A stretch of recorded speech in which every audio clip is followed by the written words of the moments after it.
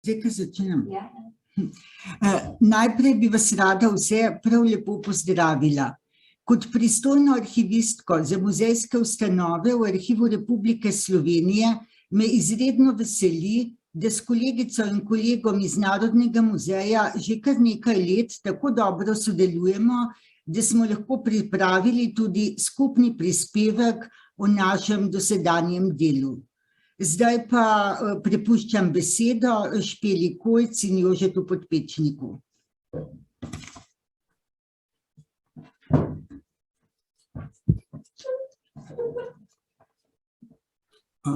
Prav lep pozdrav vsem prisotnim. Najprej bi vam rad na kratko predstavil zgodovino Narodnega muzeja Slovenije. In to iz razloga, ker prav jutri praznujemo oziroma obeležujemo 200-letnico ustanovitve Kranjskega deželnega muzeja, to je našega predhodnika. Jutri imamo dan odprtih vrat, tako da jutri ali pa v naslednjih dneh ste prav ljubno vabljeni, da si ogledate naše prostore, zbirke in mogoče kontaktirate z nami ali pa z našimi kolegi.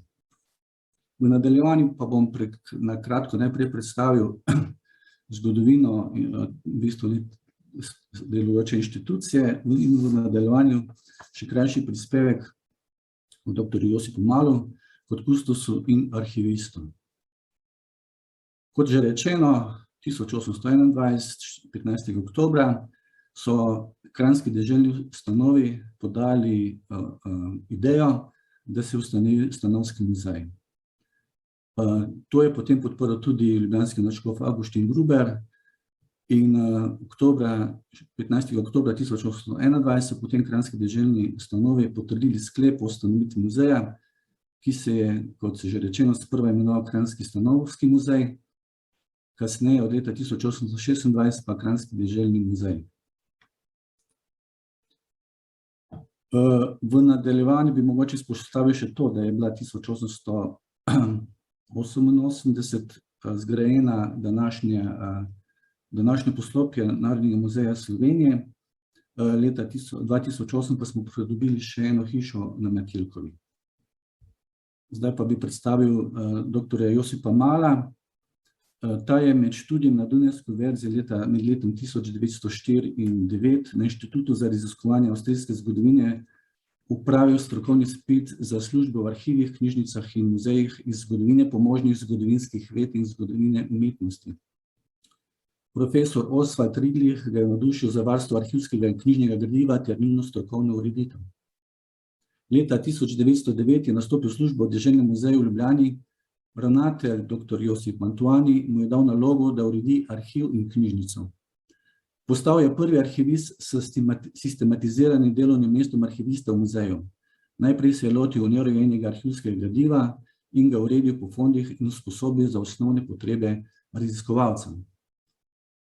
Objavil je več strokovnih člankov, v katerih je utemeljil strokovno obdelavo in materialno varstvo arhivskega gradiva, ter postavil teoretske in praktične temelje organizacije arhivov in arhivske službe na Slovenskem. Oblikoval in postavil je več arhivskih razstav in z njimi seznanil javnost o pomenu arhivskega gradiva in arhivske službe, sodeloval pri pripravah arhivske zakonodaje in pri izvajanju mednarodnih arhivskih pogodb ter reševanju gradiva po mednarodnih pogodbah. V nekaj letih je postavil temelje slovenske arhivske službe in arhivistiki. Po 3 letih dela v arhivu je bil imenovan za korespondenta Cesarsko-kraljevega arhivskega sveta na Dunaju. Eden njegovih največjih dosežkov na področju arhivske službe je bila ustanovitev državnega arhiva leta 1926. Ta je deloval skoraj kot organizacijska enota Narodnega muzeja. Objavil je 6 strokovnih člankov o delu v arhivih in urejanju arhivskega gradiva, pri tem pa poudaril pomen arhivskega gradiva za slovensko kulturo in zgodovino. Leta 1910 je objavil prvi članek s področja arhivistike in arhivske službe z naslovom Pomen in organizacija arhivov, v katerem je podal pobudo za ustanovitev osrednjega arhiva vseh slovenskih pokrajin v Ljubljani. O postavitvi prve arhivske razstave pri nas leta 1914 je objavil tudi prispevek Razvoj naše pisave, v katerem je orisal pisave od rimskega obdobja do humanizma. To poudarjam zaradi tega, ker gre za prvi članek slovenskega avtorja z področja paleografije kot pomožne zgodovinske vede. Po koncu Prve svetovne vojne je sodeloval pri pripravah mednarodnih arhivskih pogodb med Kraljevino SHS in Republiko Avstrijo in Kraljevino Italijo. Kot tajnik Komisije za akreditacijo kulturnih inštitucij nekdanje Avstro-Ogrske v Ljubljani je pripravil gradivo za izvedbo likvidacije premoženja nekdanje države. Pripravil je okvirni popis arhivskega gradiva, ki ga je Slovenija zahtevala od Avstrije. Imenovan je bil tudi v Komisijo za recipročno izmenjavo arhivskega gradiva s Kraljevino Italijo. Dogovor z italijansko strano je bil dosežen na konferenci leta 1926 v Narodnem muzeju v Ljubljani. V času, ko je bil ravnatelj, torej med letom 1924 in letom 1945, je napisal 4 prispevke s področja arhivistike. V članku Avstrijski arhivi leta 1924 je predstavil delo Jugoslovanske komisije pri izvajanju arhivskega sporazuma med Kraljevino SHS in Avstrijo. Leta 1923 je tudi po njegovi zaslugi začel veljati red za uporabo arhivskega gradiva, s katerim sta bili urejeni izposoja in uporaba arhivskega gradiva v arhivu. S tem je v veliki meri odpravil nevarnost izgube, poškodovanja ali uničenja arhivskega gradiva ob njegovi izposoji, predvsem z uvedbo evidence o uporabi in uporabnikih arhivskega gradiva v arhivski čitalnici. Leta 1928 je objavil kratka navodila za ohranitev in ureditev manjših arhivov, ki predstavljajo prva vzorčna navodila za urejanje arhivskih fondov, ki so temeljila na načelu prvotne ureditve arhivskega gradiva. V vodniku po kulturno-zgodovinskih zbirkah Narodnega muzeja v Ljubljani iz leta 1931 je objavil prispevek Knjižnica in arhiv, ki predstavlja prvi inventarni popis arhivskih fondov in zbirk pri nas. Z njim je podal osnovno informacijo o arhivskih fondih, ki jih je hranil Državni arhiv pri Narodnem muzeju.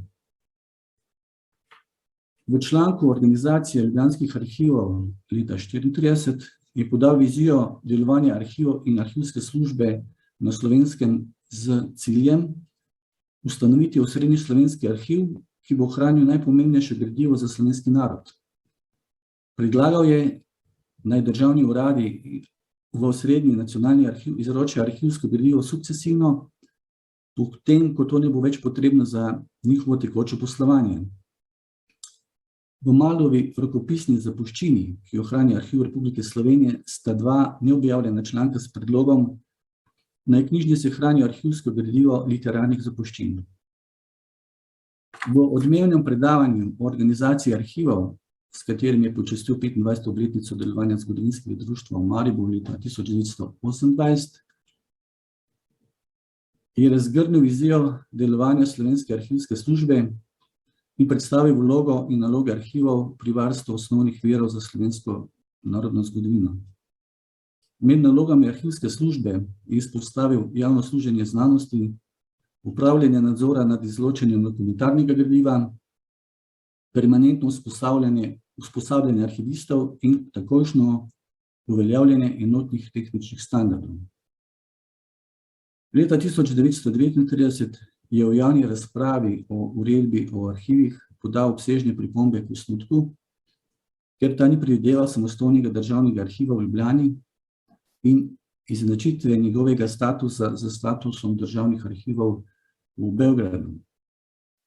Status državnega arhiva pri Narodnem muzeju v Ljubljani je ostal nerešen do sprejema uredbe Narodne vlade Ljudske republike Slovenije z dne 31. oktobra 1945, s katero je bil ustanovljen osrednji državni arhiv Slovenije v Ljubljani.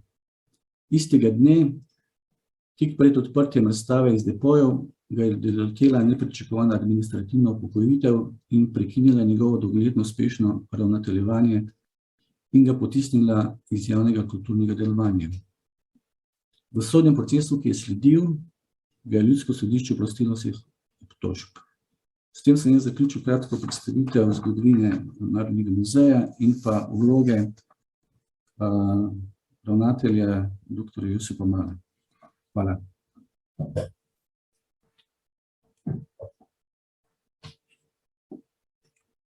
Lepo pozdravljeni še z moje strani. Moje ime je Špela Kojc. V Narodnem muzeju imam to nalogo, da popisujem arhivsko gradivo.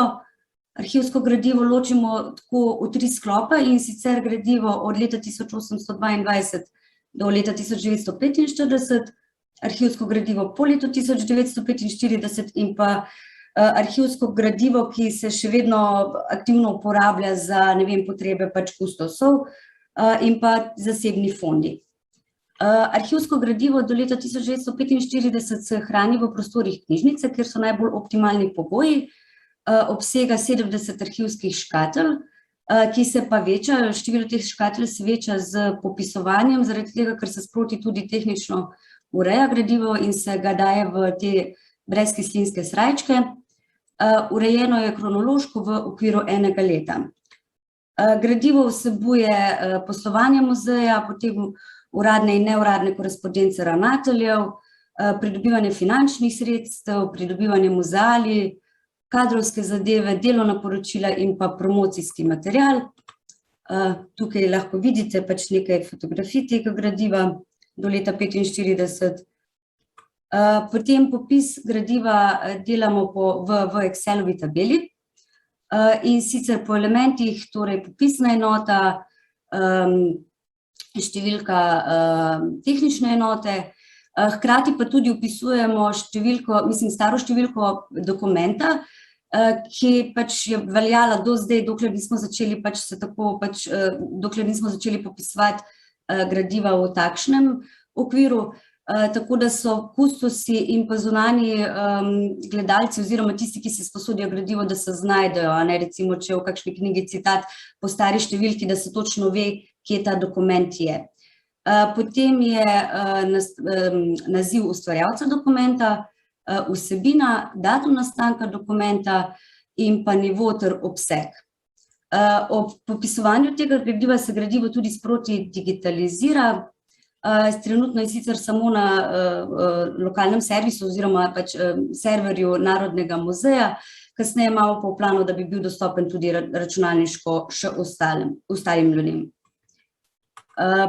Arhivsko gradivo Narodnega muzeja po letu 1945 se hrani v tako imenovanem priročnem arhivu v upravi muzeja, obsega 72 tekočih metrov, urejeno je po tematskih sklopih, interni splošni akti, razstave, gradbena dokumentacija in tako dalje, hrani pa se v škatlah, fasciklih in mapah. Drugo gradivo, ki je pač iz različnih obdobij, se zaradi, kot sem že prej rekla, pogosto uporabe hrani tudi v nekaterih oddelkih v dokumentaciji. To so predvsem inventarne knjige, akcesijske knjige, dokumentacija o izposoji muzejskih predmetov in pa osebni fondi, ki še vedno pridobivajo v muzej.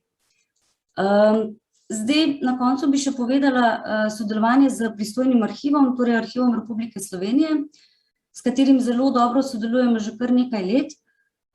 V tem času smo pripravili pisno strokovno navodilo in ga tudi sprejeli, torej navodilo za odbiranje arhivskega gradiva iz dokumentarnega gradiva. Potem naredili smo načrt ureditve in popisovanja arhivskega gradiva, pripravo tega za izločanje dokumentarnega gradiva, ki so mu potekli roki hrambe. Potem smo na podlagi tega pregleda vsega gradiva, ki nastaja v muzeju, začeli s pripravo in oblikovanjem klasifikacijskega načrta. Ves čas sodelovanja z arhivom se tudi s sodelavcem Jožetom udeležujemo raznih delavnic, izobraževanj. V tem času sva naredila tudi strokovni izpit na področju arhivistike. Zdaj si tudi prizadevamo zadnjo leto, dve za lastno varstvo. Kot sem že prej omenila, razpolagamo z ustreznimi pogoji. Tudi 2 zaposlena sva že opravila strokovni izpit. Gradivo do leta 1945 je urejeno, deloma natančno tudi podpisano, digitalizirano, medtem ko je novejše gradivo, kot sem prej omenila, pač na grobo opisano in urejeno. Potekajo priprave za bolj urejeno pisarniško poslovanje na osnovi klasifikacijskega načrta, ki je tudi v pripravi, in pa trenutno z službo za premično dediščino in muzeje ter Arhivom Republike Slovenije pripravljamo vzorčna notranja pravila. To je zdaj z moje strani vse. Rada bi se vam zahvalila za vašo pozornost in pa lep dan še naprej.